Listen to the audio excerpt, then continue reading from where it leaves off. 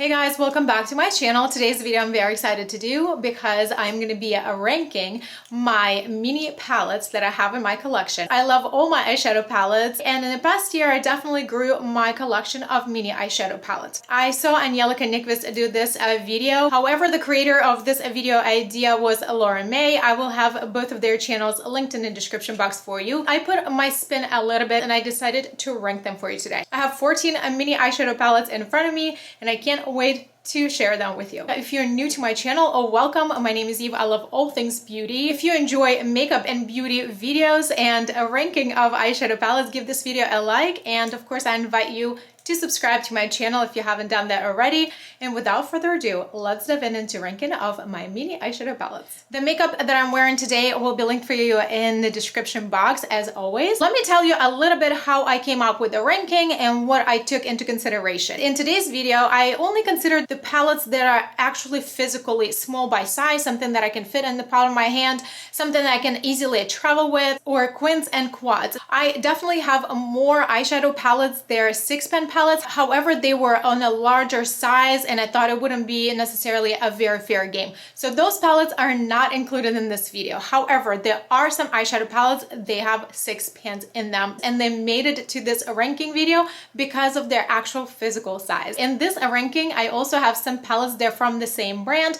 Some of them would be separated on different spots and some of them would be paired. And I feel like whichever palette you would pick, they would still deserve that spot if I would only have one of them. If there are 2 palettes on the same spot, I use them equally enough for them to be put on the same spot. That being said, I do have 14 palettes in front of me. However, it's going to be 11 spots for the ranking. On the spot number 11, I do have Cookies and Dream Collection collaboration from e.l.f. This is a palette that was launched earlier this year and the color story really caught my eye and I picked the palette up. I also purchased some other items from the launch. I was looking to add something blue to my collection, something's a little bit more curated to this type of color story. Unfortunately, I was quite disappointed with the quality. Initially, I sat down to film a dedicated video for this palette and a few other items that I picked up from the launch, and I ended up scraping it because the palette's quality is so poor that I could not even get a decent looking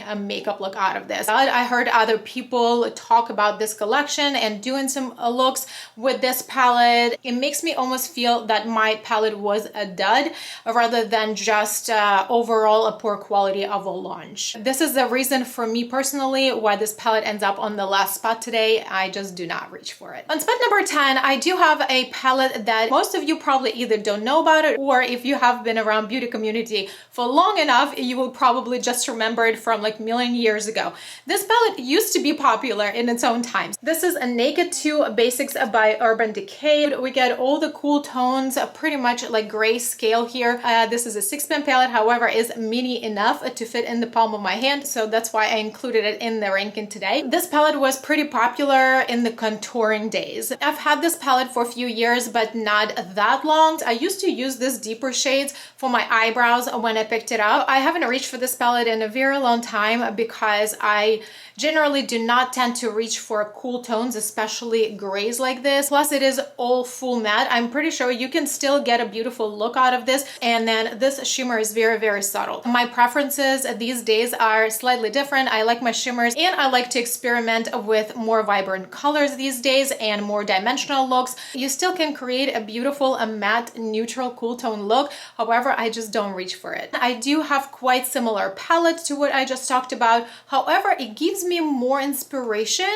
not because it's a newer launch. However, it's just something about the palette that if I would have to reach out to this type of color story, this would give me more inspiration than the one that I just talked about. And this is Icy in color quad in the shade selection Danger Zone by Give Beauty, and this is a Gwen Stefani's, a brand that was launched earlier in the year. Beautiful packaging. We got a mirror. This portion also comes out. I think it's for recycling reasons. Like I mentioned earlier, I do not tend to reach for cool tones too often. However, these are more taupey than gray. There's definitely a more dimension here with this darker shade. So this dark matte shade also has gold speckles to it. It is not my favorite thing in the world to have glitter speckles in the darker shade. However, there is a level of versatility in it. You can turn it into an eyeliner that would have a little bit of glitter speckles. Maybe you can do a full smoky eye and have this shade all over your lid. That would give it a little bit more interest to your smoky eye with those reflecting particles. This is definitely the palette that I didn't reach for and I almost kind of forgot about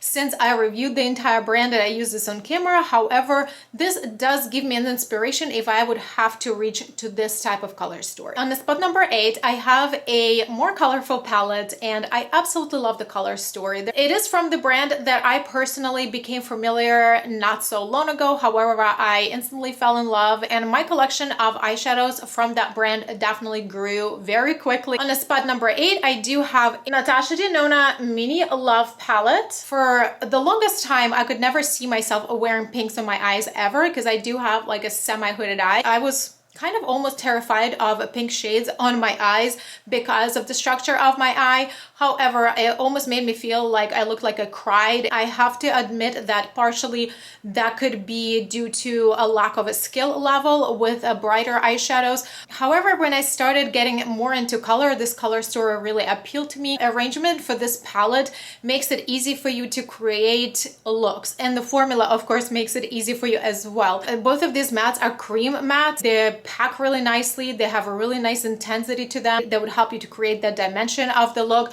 and the shimmers are outstanding. I really enjoyed this. There's definitely a time and place for this. This palette does come off as a pink palette. However, if you look at these two mattes up close, they do give a little bit more of that like mauvey purple undertone, give you a versatility to use it in different times of the year. On the spot number 7, I do have a palette that is something that is very dear to me. This is one of my first palettes that I initially purchased several years ago when I started getting into makeup, into YouTube. This is also a palette that speaks to me as far as the color story. Of course, it is somewhat within my initial comfort zone. And this is a Naked Petite Heat by Urban Decay. I really like how compact this palette was. I really like the gradient. All these 5 shades are mattes, and then this is a very, very subtle shimmer. Nothing extraordinary. However, this is just a color story, like I said, that is within my comfort zone. Warm, neutral looks is just something that I gravitate towards when I really need something that's easygoing. I am a huge neutrals lover. This is a palette that I've traveled a lot with, and I still do at times.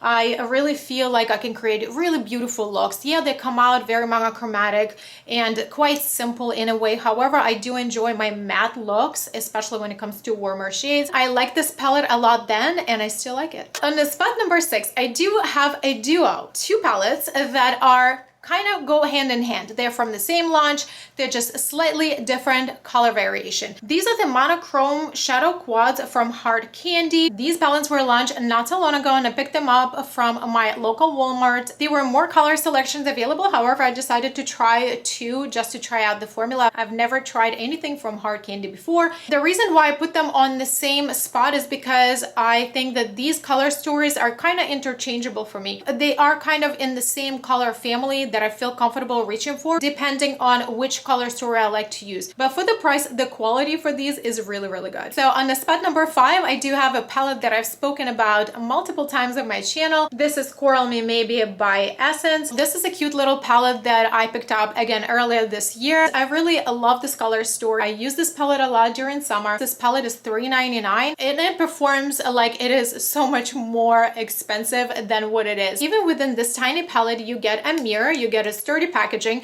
you get 6 shade, a variety of shimmers, and the depth. It stays on your eyes without fading. What's not to like? On the spot number 4, I have another duo, and this is a brand that is very affordable, and I feel like these palettes kind of came and they went. I feel like these palettes had a really short time for their moment of fame. They are 5 in a box mini eyeshadow palettes from Catrice. When these came out, I think there were 4 or 5 options for the color stories. I picked up 2. One, of course, it would be a warm neutral, and another one is a little bit more cooler neutral. I really love the quality of these guys. They definitely remind me of high-end palettes that we'll be talking about in just a minute. A spoiler alert, these are under $10 and they are fantastic formula. Every single shade in both of these palettes perform with no issues. They blend, they pack, they don't crease, they don't fade. I love both of these palettes equally. I reach for them equally a lot. I think Catrice did an impeccable job launching these because these are little gem. And the spot number 3, I do have 2 palettes once again because I love them equally. They definitely have a special place in my heart. They are different color stories. I reach for them equally a lot. I have a mini nude and a mini star palettes from Natasha Denona. Both of these palettes I consider neutral. This mini nude palette was actually the first palette that I've ever gotten from Natasha Denona, and that's what sucked me into the brand. Both of these palettes have such a beautiful formula. This one is a little bit more neutral, a little bit more on a warmer side, and the mini star palette has a little bit more of a cooler tone. If I know I'm going somewhere and I need a little bit more of a glam, I could go with either one of these. I love them equally. It just depends if I want something a cooler tone or a little bit warmer tone and monochromatic and a little bit more subtle in a way. And if I want it to be kind of neutral, but maybe with a little bit of pop of color on the lid, both of these colors are absolutely stunning. I reach for the mini star. And the spot number 2, I have another Natasha Denona palette, and this is a mini gold palette. I unpaired this palette and I definitely put it towards the front is because this is a color story that is very special to me. I really love green eyeshadows. However, not every green shade looks good on my skin tone. When I saw this yellow undertone greens, I knew that this would be one of my favorite palettes, and it really did become one of my favorite palettes. I really think that this is a palette that I can use any time of the year. Even though it is a monochromatic palette, there's definitely multiple looks that you can create. I do have a separate review video on this palette where I created the look. For a neutrals lover, I feel like this palette is colorful, yet it's toned down. It kind of could take you out of your comfort zone. However, it kind of keeps you within the comfort zone at the same time. This is such a special palette. On the spot number 1, you guys, I have a very special palette to me. It may not be special to everybody. However, it is definitely special to me because this was my first palette from the brand. Not only the palette, but also the first item from the brand. And this is a big brand, you guys. So on the spot number 1, I do have Mini Midnight Voyage palette by Pat McGrath. Pat McGrath brand and eyeshadow palettes in general have so much fame. And of course, trying her famous eyeshadow formulas were on my wish list. One day I thought I would try it, and then Pat McGrath decided to drop this mini palette out of nowhere. Of course, I had to try the formula, and I'm glad I did. Obviously, this palette made a #1 spot in my ranking. I think that this color story is beautiful. I filmed the separate video review on this palette and creating more of a purple glam look. However, the other day I also wore more neutral tones and they look spectacular on eyes. This palette does not have her like special shades. However, this shimmer shades are absolutely stunning. They look very beautiful and reflective on eyes. They look very expensive on eyes. I don't even know how to describe it in any other way. It does have this like glamorous finish when you have this on your eyes. This is definitely a great opportunity for the brand to introduce their amazing formula to a bigger audience, and that's why she's on #1 spot. Okay guys, this sums up my video. I hope you enjoyed it and found it entertaining. It was very fun for me to pull all these palettes out and talk about them and put them in a ranking. And if you enjoyed this, give this video a like, and I hope you consider subscribing to my channel before you go today. If you enjoy watching eye palette videos, I will have my playlist linked for you in the cards at the end of this video. You're more than welcome to stay and watch more videos from my channel, and I will see you in my next videos. Bye.